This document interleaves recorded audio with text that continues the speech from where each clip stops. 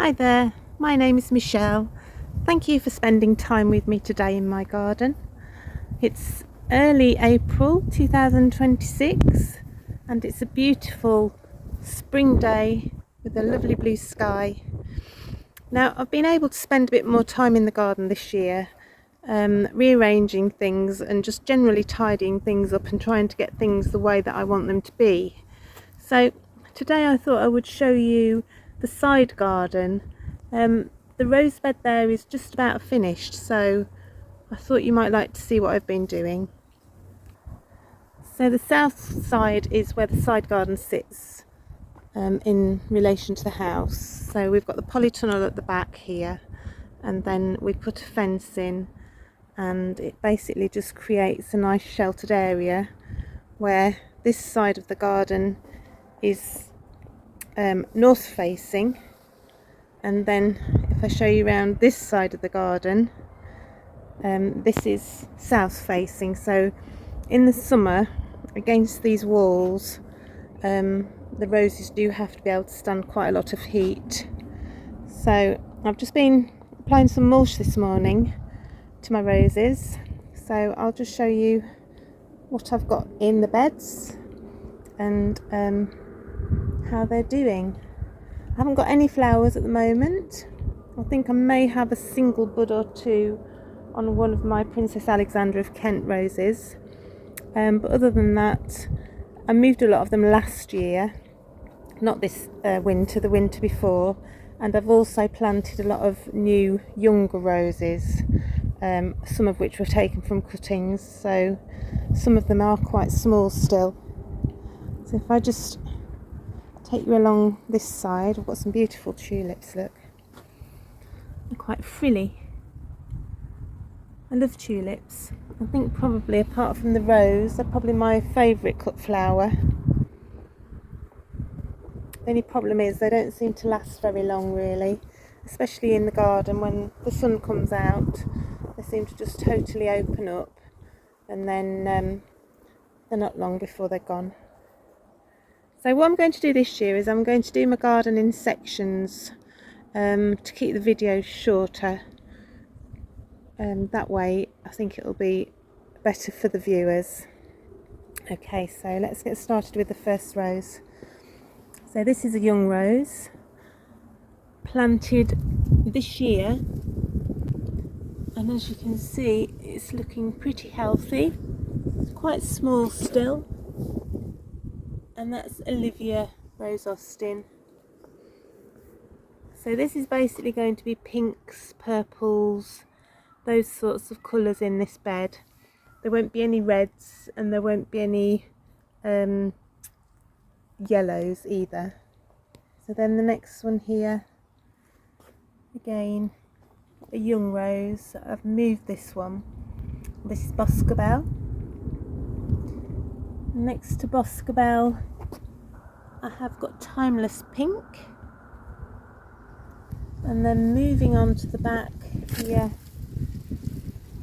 that's Tranquility. That was a cutting, so that's got a bit of growing to do. And I've got a new rose here that I bought this year as a bare root, and this is Madame Isaac Perrier. It's a climbing rose, so I'm hoping that she's going to make use of the fence and bring some nice deep pink into the garden here. Moving along, I've got Judy Obscure, and then at the front here I've got Pink Peace.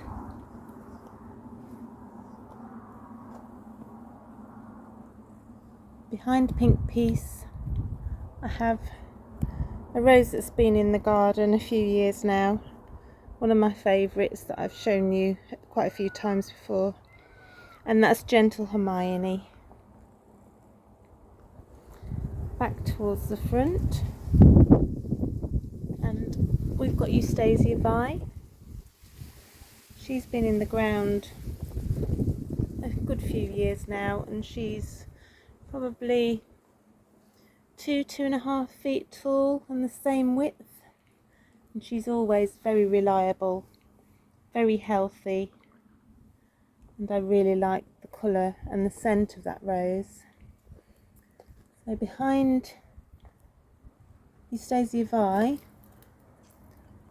I've got Lilac Bouquet, which is a little climbing rose.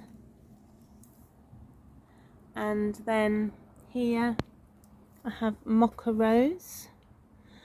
I did have this rose in a different position, but it burnt in the sun. It does struggle quite a lot, so that's why I've moved it to here. And this one here at the front, that's Penelope Lively, a youngster. And then at the back we have quite a substantial shrub now. She's doing really well. Most of her blooms around the other side because I've pushed a lot of her canes through the gaps in the fence so that they're on the south side. You can probably just see them behind actually. And that's Emily. Not to be confused with Emily Bronte, a David Austin rose, because it isn't that rose. Here I have another young rose, and that one is Ispahan. No, sorry, it's not, it's Minerva. Deep purple, beautiful rose. Behind that I have Cream Abundance, and then coming towards the front again, Chandos Beauty and Gabriel Oak here. And then here at the front I have White Parfumella, which is beautiful, really beautiful rose. At the side I have another Chandos Beauty. And then behind that I have a rose called Sweet Charity, and that's a climbing rose. That's a beautiful peachy pink, very full double bloom. So you'll be seeing that later on in the year. So that's that bed. As you can see, the roses are planted quite closely. I really don't want to see too much of the ground when they all start to fill out. So this means obviously they're going to need lots of feeding so that they don't starve each other of the nutrients in the soil. Although having said that, the soil here is so fertile. The roses, once they get going, they tend to really get very big. Now you'll notice I've put the cages round, and the reason I've done this is because we have a lot of blackbirds and they like to dig around, and if I just left the roses just with the compost and nothing else, then the birds would scatter all of the compost around the rest of the garden looking for worms, and the base of the rose wouldn't have any compost on it. So that's why I've had to put the cages round. So round to this side, as I said before, this is the south side, so this gets very hot. I've got Litchfield Angel, the first one, and then a lovely lemon older rose called Crom Princess Margarita. Now she's not the healthiest of roses at all, so I'm just going to see how she goes. I found that if I feed her well, she doesn't seem to struggle too much, and she's got beautiful, beautiful lemon yellow flowers with an amazing fragrance. So I'm going to persevere with her for a little while longer in the hope that she will, once she gets established, she might get better health, and we'll see how she goes. Now behind that one a new rose this year, bought bare root. That's called Baden Baden, or Souvenir de Baden Baden. And moving along here, we've got the very reliable iceberg. That's from a cutting. And then I've got another gentle Hermione. Further along here, I have another Emily,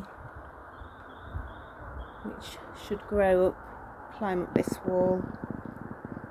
And I've got space to put probably this Queen of Sweden that I've got in this pot here. There you go. She's doing quite well.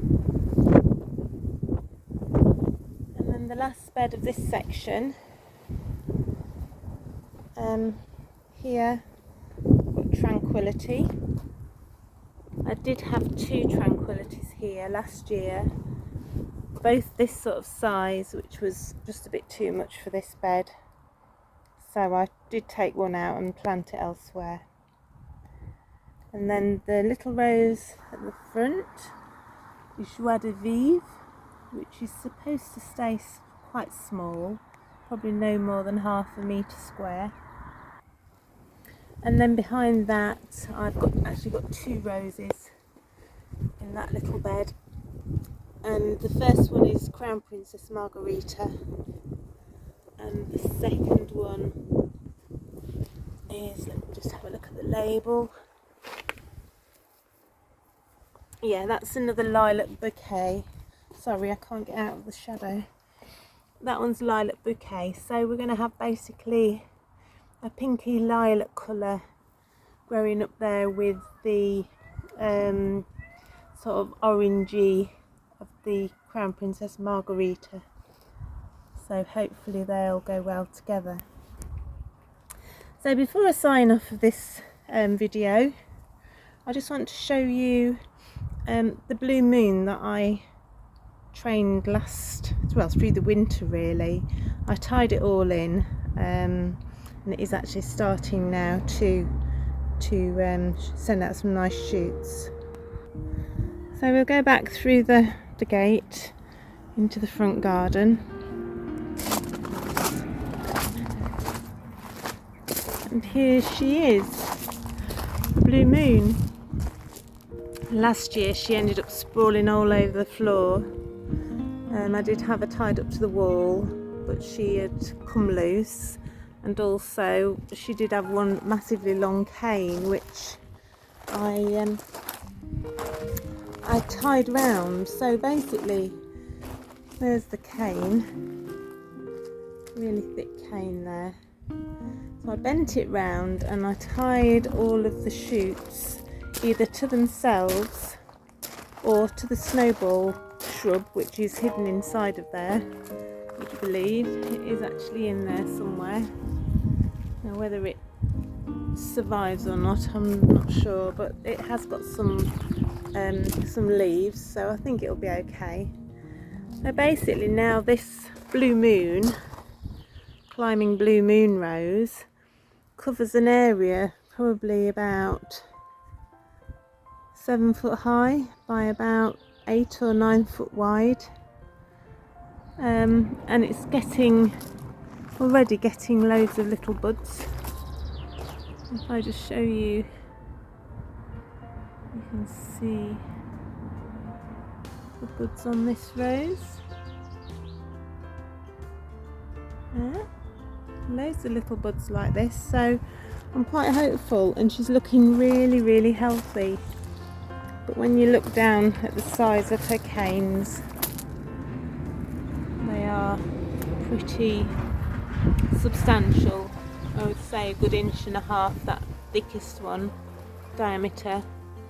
And I think with this rose, you just have to let it get big, let it get established, just to keep the health going. I mean, I will expect her to get black spot later on in the year.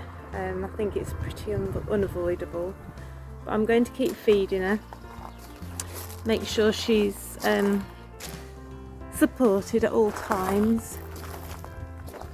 And then hopefully we'll have loads of beautiful, very, very, very fragrant lilac blooms. Okay, so hopefully you've enjoyed this quick tour. I'll be back again soon, hopefully, to show you other areas of the garden. And so I'll say goodbye for now. Have a lovely, lovely day.